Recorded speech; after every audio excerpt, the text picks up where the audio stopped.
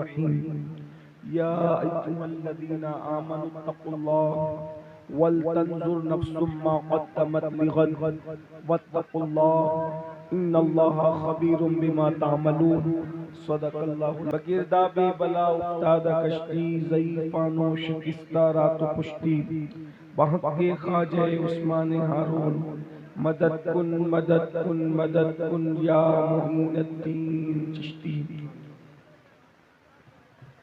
منبر پر رونق افروز حضرت پیر سید حسنین میں صاحب سجادہ آستان عالیہ برادری ذی وقار حضرت پیر سید کیا ہونا ہے پاؤں افگار ہے کیا ہونا ہے تیرے بیمار کو میرے عیسیٰ غش لگاتار ہے کیا ہونا ہے دور جانا ہے رہا دن تھوڑا کوچ تیار ہے کیا ہونا ہے کل وہاں دید کا دن اور یہاں آنکھ بیکار ہے کیا ہونا ہے اوروں سے چھپ کے کیے جس کے گناہ وہ خبردار ہے کیا ہونا ہے ان کو رحمائے تو آئے ورنہ وہ کڑی مار ہے کیا ہونا ہے وہ کڑی مار ہے کیا ہونا ہے اور کیوں رضا کڑتے ہو ہنستے اٹھو جب وہ غفار ہے کیا ہونا ہے آج کی یہ خوبصورت محفل عرس نظام ملت میں آپ اور سب حاضر ہیں اللہ تعالیٰ میری آپ سب کی حاضری قبول فرمائے صاحب سجادہ کی محبتوں میں ہم لوگ یہاں پر حاضر ہیں اور بہت مختصر سے وقت کے لیے ہم آئے ہیں اور بہت تھوڑا سا ٹائم لے کر آئے ہیں اور تھوڑا سا یہ وقت ہے اور بہت مختصر سا پیغام بھی ہے بغیر کسی تمہید کے صرف آپ کے سامنے عرس کا مقصد پیش کرنا چاہتے ہیں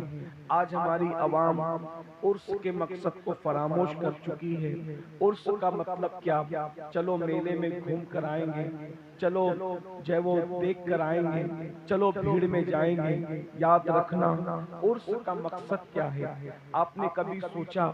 موت کے دن دنیا میں کون خوشی مناتا ہے کوئی مذہب کا انسان ایسا ہے کہ کسی کی موت کے دن خوشی منائی جائے دنیا کا کوئی انسان کسی مسلک کا ایسا ہے کہ موت کے دن خوشی منائے کسی مذہب اور مسلک کا انسان موت کے دن خوشی نہیں مناتا سوائے ایک مذہب کے اور ایک مسلک کے اس مذہب کا نام اسلام ہے اور اس مسلک کا نام اہل سنت و جماعت ہے الحمدللہ ہم لوگ عرس مناتے ہیں پیر صاحب دنیا سے چلے گئے اگر اس دن گئے ہیں اسی دن عرس منایا جا رہا ہے اور عرس جو ہے وہ غم کا دن نہیں ہوتا بلکہ عرس خوشی کا دن ہوتا ہے آپ سے پوچھنا چاہتا ہوں کہ دنیا کا کوئی مذہب کا ماننے والا اتنا یقین نہیں رکھتا دنیا کے کسی مسلک کا ماننے والا اتنا یقین نہیں رکھتا جتنا سنی کو یقین ہے لوگوں کے مرنے والے کہاں گئے وہ جانے لیکن ہمیں یقین ہے جو ہم سے جدا ہو کے گئے وہ اللہ سے وصال فرما گئے ان کی ملاقات اللہ سے ہو گئی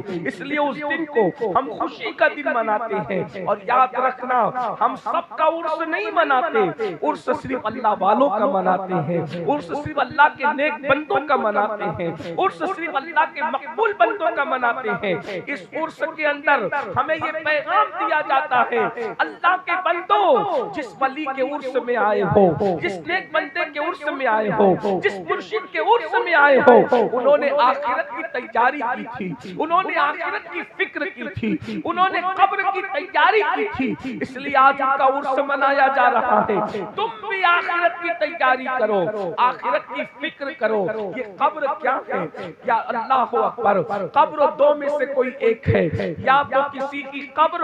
جہنم کے گڑھوں میں سے گڑھا ہے یا کسی کی قبر جنت کے باغوں میں سے باغ ہے اللہ نے آپ پر چھوڑا ہے اب آپ بتاؤ آپ اپنی قبر کو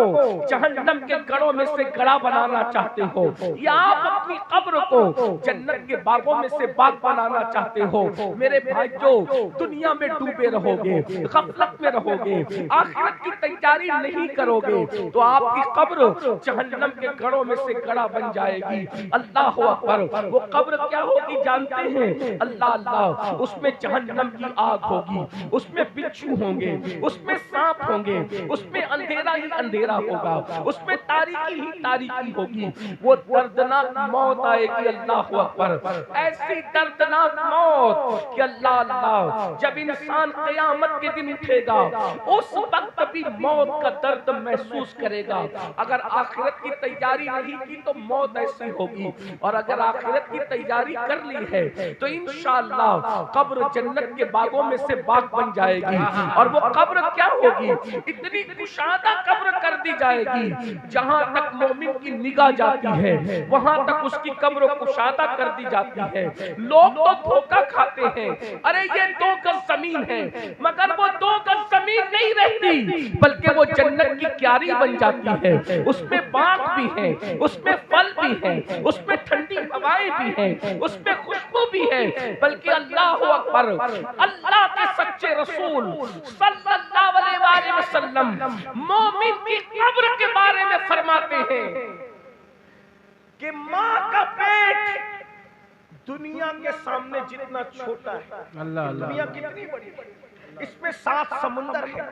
इसमें 7 आसमान है, इसमें 7 जमीन है, इसमें शफक का जमाल है, इसमें उफक की सुर्खियां हैं, इसमें गुलाब के फूल हैं, इसमें गुलों की निकहत है, इसमें बरसात है, इसमें सर्दी है, इसमें गर्मी है, इसमें मौसम है, इसमें बाग है, इसमें दरख्त है, इसमें फूल है, इसमें पौधे हैं, इसमें सितारे हैं, इसमें सैयारे हैं, इसमें मुर्ग की बांग है, इसमें चिड़ियों की चहक है, इसमें रात की तारीकी है, इसमें सुबह का उजाला है, इसमें नसीबे सहर है। ये सारी इस कायनात के अंदर है। आका इरशाद फरमाते हैं सच्चे सुच्चे रसूल कि इतनी बड़ी दुनिया के सामने माँ का पेट जितना छोटा है, मोमिन की कब्र अल्लाह इतनी बड़ी कर देता है कि उस कब्र के सामने दुनिया इतनी छोटी नजर आती है जितना दुनिया के सामने माँ का पेट छोटा नजर आता है। जरा सोचो तो सही, जिस कब्र के सामने उसकी उसअतों के सामने दुनिया इतनी छोटी हो जितना दुनिया के सामने माँ का पेट छोटा है, मोमिन की कब्र कितनी बड़ी होगी, कितनी कुशादा होगी। उसमें जन्नत का बिस्तर लगाया जाता है, मगर किसके लिए? जो आखिरत की तैयारी करे। आज बताओ हमने आखिरत की क्या तैयारी की? कुरान कहता है या अय्युहल्लज़ीना आमनुत्तकुल्लाह वल तंजुर नफ्सुम मा क़द्दमत लिग़द। ऐ ईमान वालों, अल्लाह से डरो और आखिरत की क्या तैयारी कर रहे हो? आखिरत के लिए क्या भेज रहे हो? आखिरत के लिए क्या रवाना कर रहे हो? इस बारे में गौर करो, सोचो। वत्तकुल्लाह, अल्लाह से डरो। इन्नल्लाह खबीरुम बिमा तामलून। अब मैं आपसे पूछता हूँ, बहुत देर तक आपको इम्तिहान में नहीं रखूंगा, मुख्तसर वक्त के लिए पूछता हूँ, बताओ हमने आखिरत की क्या तैयारी की? आखिरत में हम अपनी खेतियां साथ नहीं ले जाएंगे, आखिरत में हम अपने बच्चे साथ नहीं ले जाएंगे, आखिरत में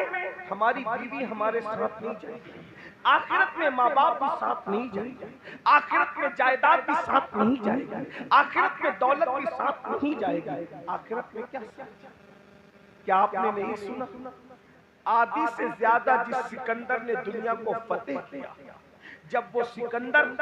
32 साल 8 महीने की उम्र में उसका इंतकाल हुआ, जिसे दुनिया सिकंदर आजम कहती है, उसकी उम्र सिर्फ 32 साल 8 महीने थी। 16 साल की उम्र में वो दुनिया फतेह करने निकला, 16 साल, और 16 साल 8 महीने में उसने आधी से ज्यादा दुनिया फतेह की। आप गौर कीजिए कितना ज़हीन होगा वो शख्स। उसका बाप यूनान के एक देहात का हुक्मरान था। सिकंदर ने प्लान बनाया कि मेरा बाप एक देहात का हुक्मरान, यूनान के एक देहात का हुक्मरान है, मैं पूरी दुनिया फतेह करूंगा। 16 साल की उम्र में उसने ये दुनिया फतेह करने निकला, और उस दौर में जब दुनिया इतनी तरक्की पर नहीं थी, कितना मेहनती रहा होगा वो, کتنا ہوشیار رہا ہوگا وہ، کتنا دانا رہا ہوگا وہ، کہ اس نے صرف 16 سال 8 مہینے کے اندر آدھی سے زیادہ دنیا فتح کی، اور مقام بابل عراق کے اندر اس کو ٹائیفائڈ کی بیماری ہوئی، اور ٹائیفائڈ کی بیماری میں اس کا انتقال ہوا۔ تو جب وہ دنیا سے جانے لگا تو رو رہا تھا، روتے ہوئے کہہ رہا تھا میں نے 16 سال محنت کر کے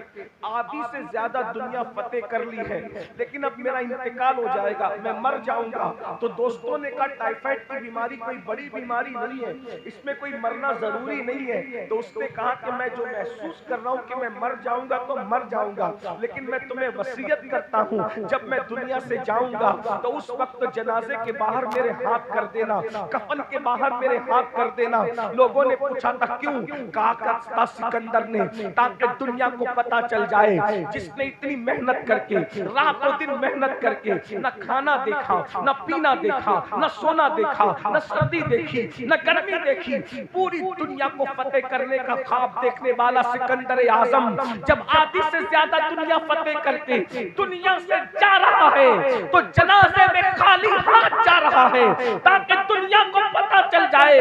انسان کچھ بھی فتح کر لے مگر وہ دنیا سے کچھ نہیں لے جا سکتا۔ قرآن کہتا ہے لا تنس نصیبک من الدنیا، دنیا سے اپنے نصیب کا مت بھولو، اللہ اللہ، سوائے کفن کے کچھ نہیں لے جاؤ گے۔ ہم نے کیا تیاری کی؟ جو ساتھ نہیں لے جانا ہے، جو ساتھ نہیں لے جانا ہے، اس کے لیے 8-8 گھنٹے محنت کر رہے ہو، 12-12 گھنٹے محنت کر رہے ہو، 14-14 گھنٹے محنت کر رہے ہو، لیکن جو ساتھ لے جانا ہے اس کے لیے 10 منٹ بھی نہیں نکالتا، اس کے لیے 15 منٹ بھی نہیں نکالتا۔ 12-12 14-14 گھنٹے کس کے لیے محنت کر رہے ہو؟ مال کے لیے۔ ہم یہ نہیں کہتے مال مت کماؤ، کماؤ، مال سب کی ضرورت ہے، مال کی ضرورت ہے، سب کو ہے، ہم مال کمانے سے منع نہیں کر رہے، لیکن جو مال ساتھ نہیں لے جاؤ گے اس کے لیے 8-8 گھنٹے 10-10 گھنٹے 12-12 گھنٹے محنت، اور جو نیکی ساتھ لے جاؤ گے